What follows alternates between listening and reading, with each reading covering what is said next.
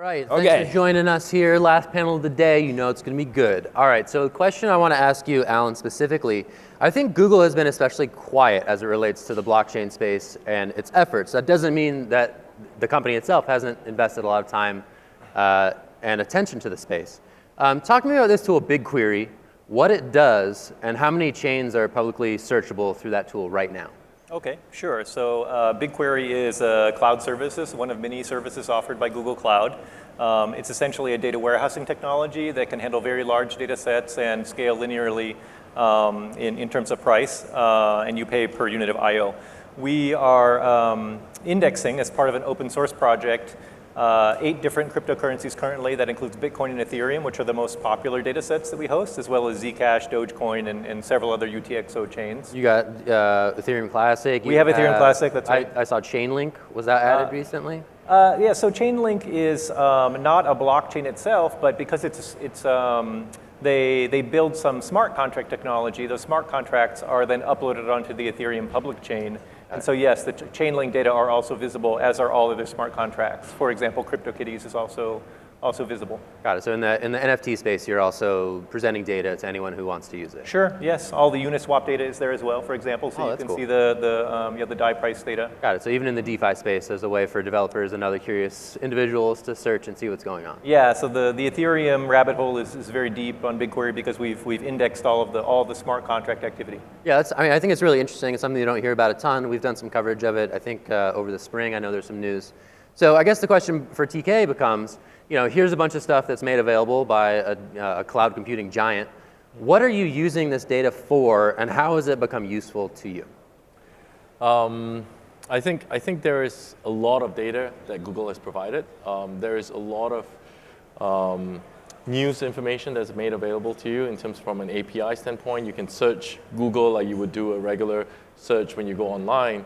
And the query speeds are really fast. You can do it for any number of symbols that you want to do it for. You can even look at the blocks itself to find, so sort of big movements in the crypto world, say on the Bitcoin blockchain itself. So you want to see 3,000 Bitcoins is moving from this account to, this particular account is an exchange. You can actually provide this kind of information back to your trading systems or your algorithms to actually understand what's happening in the marketplace. Got it. So that's the functionality that a tool like this provides. Building on that, there's actually something interesting. Is looking at zero-cost transactions per block, for example, where there might be some off-chain activity that's coordinating what happens on the blockchain. Got it. So you're able to service all this data. It provides interesting insights into it. Sort of outside of like the gee whiz, like whiz bang factor of a tool like this. Like, what's a goal for a company like Google when they, use this tool and apply it to blockchain data? Like, what utility as a company do you seek to gain from that? Sure. So these cryptocurrency public data sets that we've made available for the 8 chains you asked about, that's part of a larger public data set project. It's our BigQuery public data program. It also includes message queues. So if you want to subscribe to real-time data, you can do that as well. Google pays to operate all the infrastructure around these projects as a tool as an offering to entice users to move their workloads to the cloud. Because to set up the infrastructure to parse blockchain data, for example, it requires operating a bunch of nodes, and it's technically very complex to operate that. But we just make it available for customers to just come consume it immediately it's pre-digested. Got it. So it's sort of like an infrastructure play that in sort of a business development capacity generates leads for potential partners. In the open data space, yeah. In open data space. So in addition to crypto data, we have geospatial data, we have healthcare data, we have all sorts of other financial data. Got it. So that seems like very on mission for Google. Yeah. I'm curious about like what's next. Like, are there other experiments that are happening at Google as it relates to blockchain and crypto that that we may have missed? What's another sort of on mission extension of the work that Google could do in that space? Mostly, I'm just working with open data of various types. Cryptocurrencies are just one type of open data I work with. I'm also working with a lot of genomic data. My background is as a geneticist. Geospatial data is a very interesting one that ties into all of their data sets because everything's somewhere on the planet. And mostly I'm just interested to see what customers say is useful and interesting to do. So it's very much customer driven in terms of my development pipeline. DK, what should we build? I think you should put all financial market data on the Google Cloud itself. Every exchange stored in the right format so that everyone can query the data. In the regulated world, at least, everybody's storing the prices of every exchange multiple times. I think it's very wasteful of resources in the financial space. I think it's hard to access really good data, clean data, if one particular company or groups of people can focus on making sure that it's good data.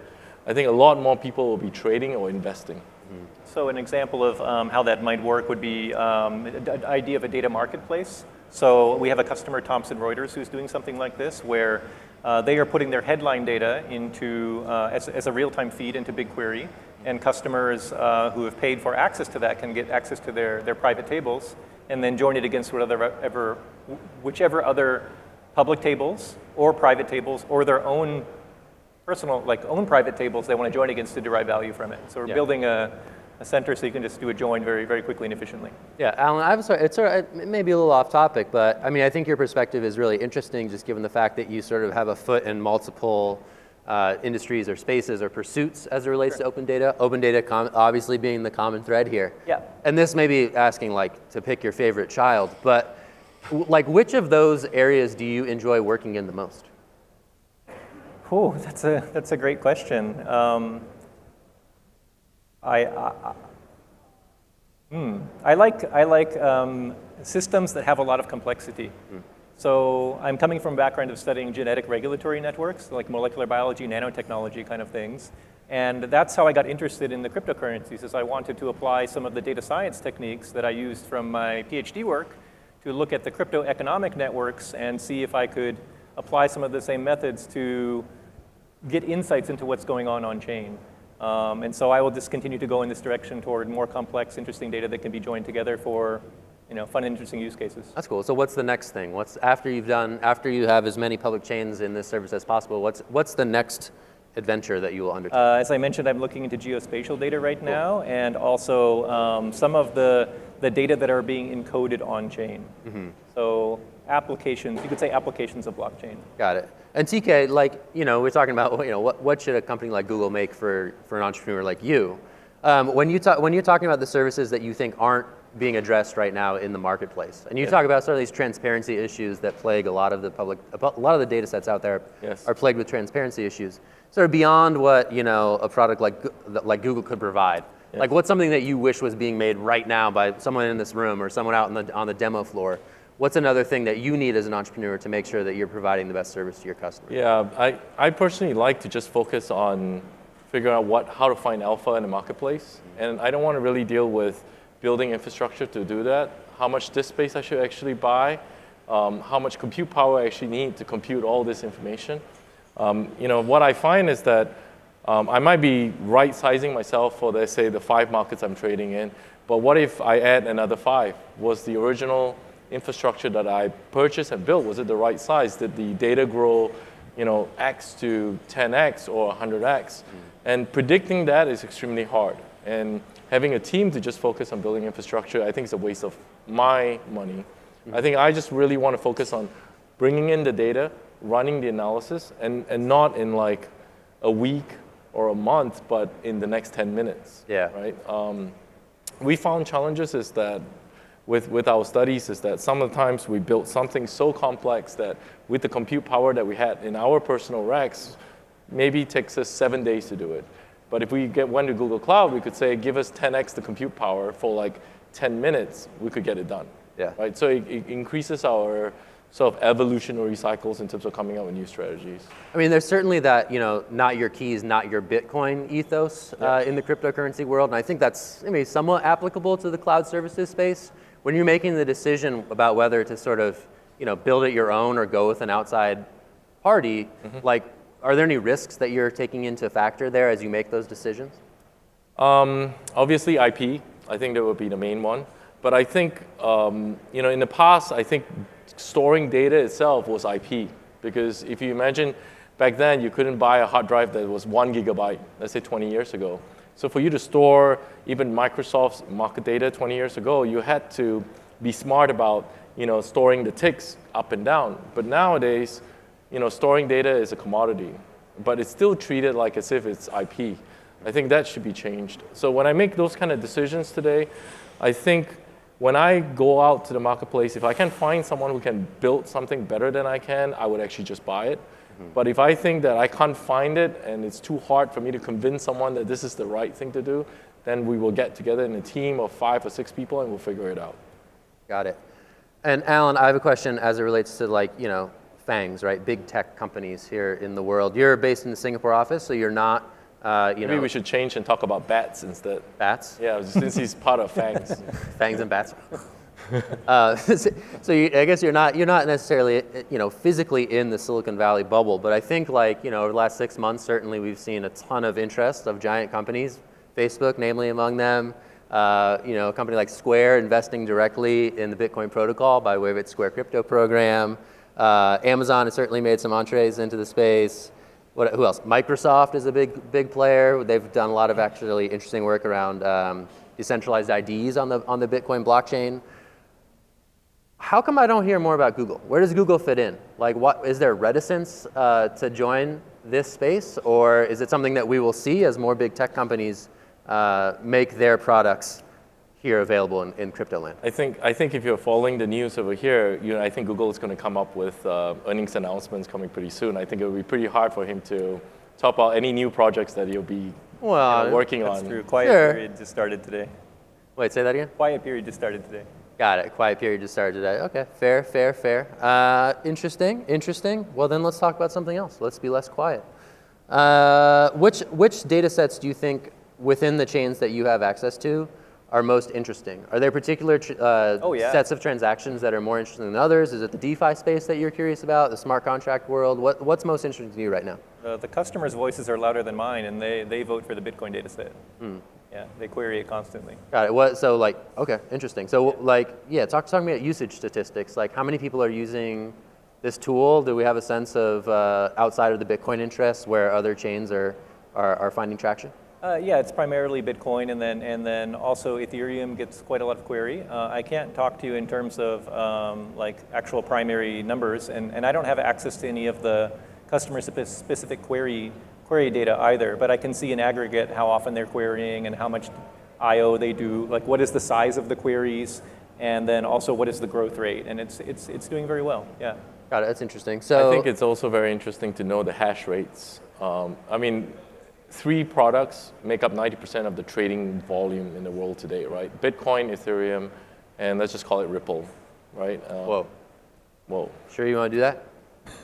All right, just kidding. Yes. All right, good. But if you look at these 3, let's just talk about Bitcoin itself. If you look at the hash rates going up or down, or you can look at what versions people are using in terms of whether are they upgrading to the latest versions running on particular Bitcoins, or number of full nodes are running in a particular country. You can actually see sort of the micro market structure of how people are going to use Bitcoin going forward. So you should start tracking all that, in terms of data, and you should try to track that automatically as well.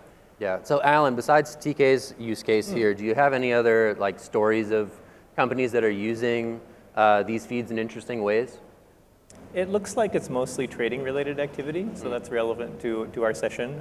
From the customers that I talk to, it's also a lot of trading activity, and then I would say security and compliance type of applications. Those are the majority. Got it. And then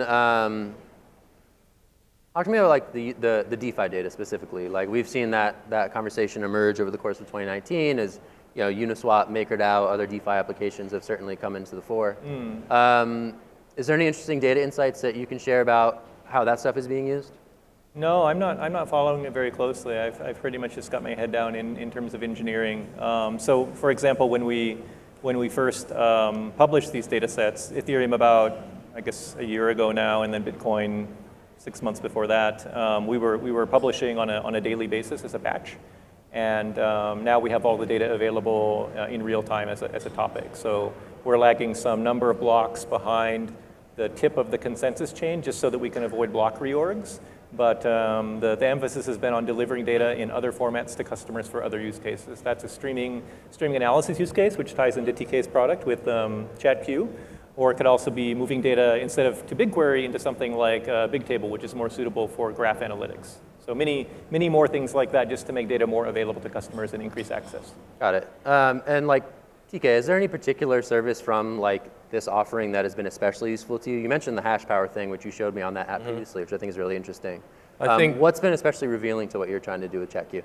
I think the main thing that I find very useful is BigQuery itself, right? BigQuery, you could do 100 billion rows worth of data. You could query it in less than 30 seconds.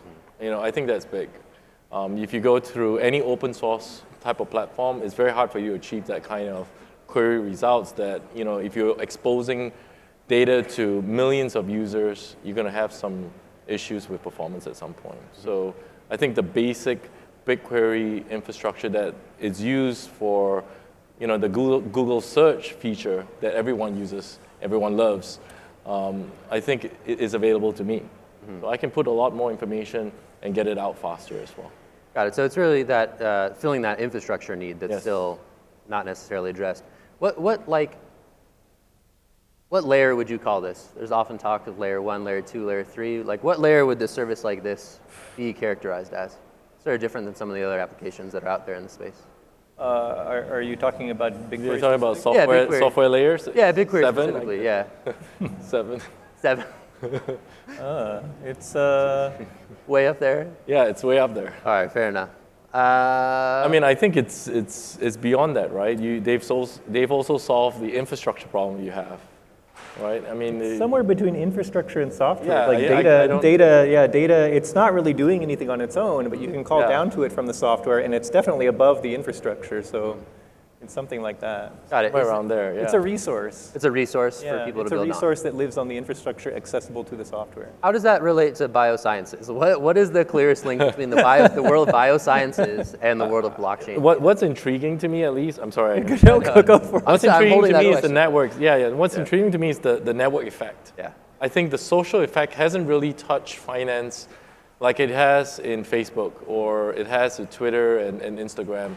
And finance have kind of always stayed away, other than they use it to sort of share information. And we haven't really studied the network effect of finance and how Facebook has used it for advertising or marketing itself. And I think that will be very interesting to us. Yeah. So yeah, what are the parallels that you see? Like addressability of individual actors and understanding how they coordinate because all the data are open in the public chain. Correct. So if certain effects were to happen, like these kind of addresses were to light up, like what happens next? You Is can it do predictable? what if I think that's very related to your field, right? For sure. Yeah. So some of the again, originally I wanted to get these data out of the full node in index so that I could run some data science type analyses on it. I've done a few of these, mostly focused on just producing infrastructure now because there's so many smarter people than me that want to analyze the data, and I'm just trying to get as much done as possible, as quickly as possible. But I did spend some time analyzing the data in the beginning, and I can very quickly identify exchanges and OTC nodes that are doing something because they're just such outliers in terms of their volume and their connectivity.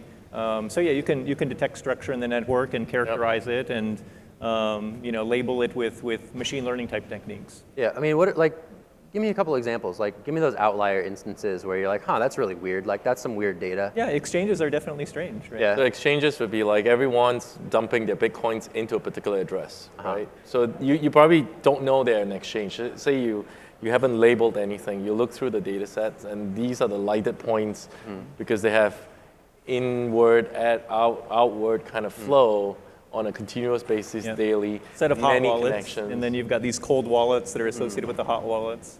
Will there be will you see sort of natural selection? Like, do you think data will indicate like whether there's a reckoning coming for all these multiple exchanges that are out there in the world? This gets back to your systemic risk question. You want to take that one? No, go for it first.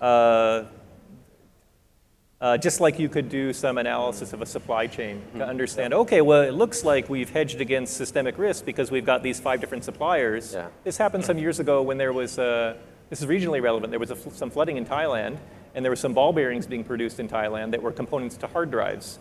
And the ball bearing factories got flooded, and so these hard drive vendors that were integrating and assembling these ball bearings into the components, they couldn't sell hard drives because they didn't have any ball bearings. When they thought they had diversified, but they actually had not, because they were all geographically clustered. So you can see similar things like that in really any kind of network data structure. Yeah, I guess like to the extent that like network data structure can be a crystal ball.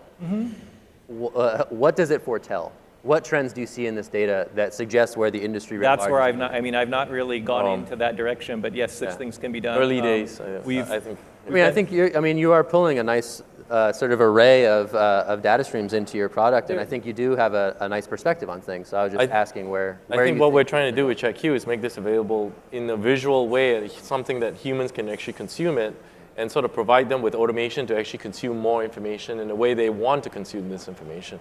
And how this would eventually evolve to, I have no idea yet. But I think what we first got to do is provide this information fairly and equally to everybody, democratize it, and make it available so that you can actually see that evolve. Like I would say, the FANGs, they actually didn't know what the value was, until they really saw the data. Once you see the data, then you can actually take action on it, right? So I think that's the next step. Taking action on the data that's made available by players like Google in this case. Yes, or everybody else. Yeah. I mean, Google is providing us a platform to actually scale it. Like a small company like us would not have been able to build an app like we have, like ChatQ, because... How much time did it save you? Oh, I would say 5 years. Wow. At least 5 years. I mean, we can run 5 amazing, million... right? I mean, yeah. That's a long time in crypto. 5 years. It's a lot, right? That's talk. I don't have to get in the meeting room to decide how many servers I want to buy. I mean, how much time would that save me? I don't have to find the guy to actually help me build the network or the infrastructure that's right for scaling, or let alone a CDN network when I need to scale across the world and make sure that everything's fast for everyone. And that's all made available. So how many people would I have saved, or number of meetings I would have to attend personally to get to that point? So if you include all that, I would think, that's at least half a year to a year, right? And got it. So just to wrap up, as we wind down the first day of Invest Asia, I guess I'll kick it to you, Alan. I mean, when you're working with blockchain data, what's your mission? Like, what excites you, right? You're working with all sorts of different interesting things. This doesn't necessarily need to be one of them. When you're working in these data sets, what are you hoping to achieve? I want to organize the information in the best way possible to support the maximum number of users to get value out of it. Sounds like Google's Spoken mission. like a true scientist. It's Google's mission, right? Organize the world's data, right? It's some paraphrasing of Google's mission, but yeah, that is actually what I'm trying to do. Okay, fair enough. Well, thank you so much for joining us. Join me in thanking our guests today, and we'll see you out here tomorrow for CoinDesk.